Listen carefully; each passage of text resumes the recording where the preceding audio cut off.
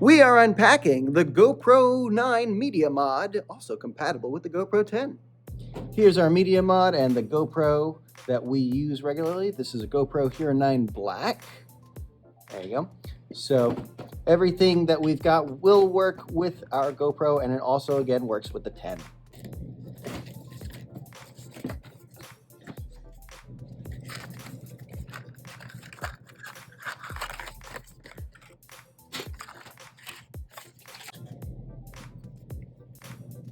Here are the 4 components. What's in the box? We've got our shell, which has the microphone and a bunch of handy nifty ports that come inside.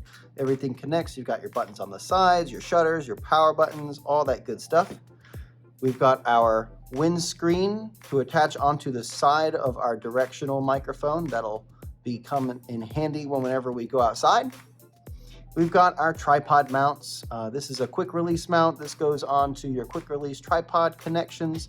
And of course, the little screw that goes at the bottom of your GoPro to make sure everything fits together. I've already got one of these that came with the GoPro itself. So it's always good to have an extra in case you lose this thing. I imagine this might disappear pretty easily.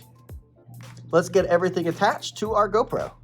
Following our instructions here, we gotta take off the sliding thing on the bottom. Ooh, this makes me nervous. Ooh. Oh, yep, that just pops right off.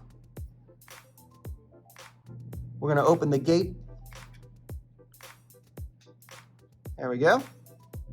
Slide it in with the connectors here. Here's our USB-C. Here's our USB-C. You wanna make sure you've got your memory card already in and your battery ready to go.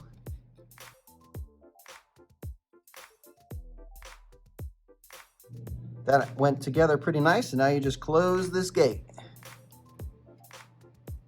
And your mod is in. Everything is ready.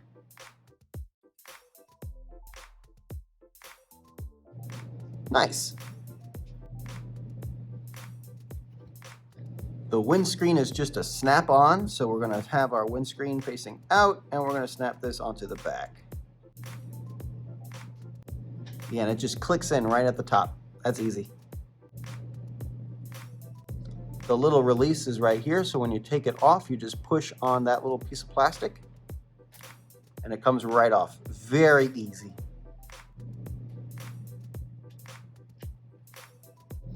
And just like that, your GoPro is pretty much ready.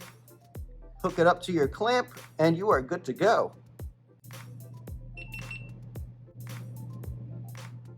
You can see at the bottom, it's got a microphone level here. The first time you turn it on, there's a little notification that tells you you're using the front microphone. I guess you also have a back microphone. So when you're streaming or podcasting, if this is in front of you, you can use the rear microphone instead of the front, which is really nice. To change your microphone settings from front to back, you're gonna go into your camera's video settings.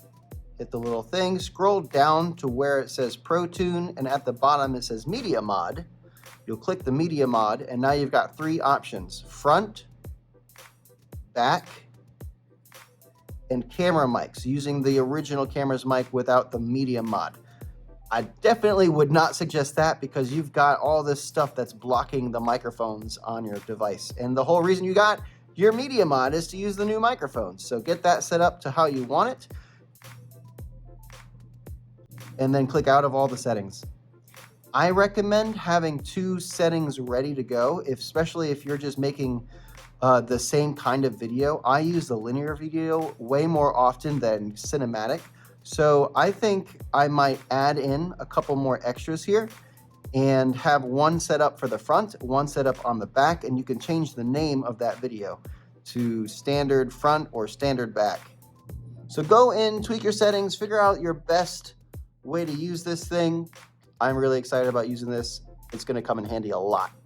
Thanks for watching. Hope that was helpful. Leave a comment below and tell me what you think of the Media Mod, if you're interested in getting it, or if you think you're just gonna plug in an external microphone on another recording device. I often use my Yetis directly attached to the computer, but this is gonna make it way easier for the editing of the videos because I won't have to sync the audio to the video and do all that extra work. This is gonna make my life a lot simpler. All right, let me know what you think, and I'll see you guys in the next video.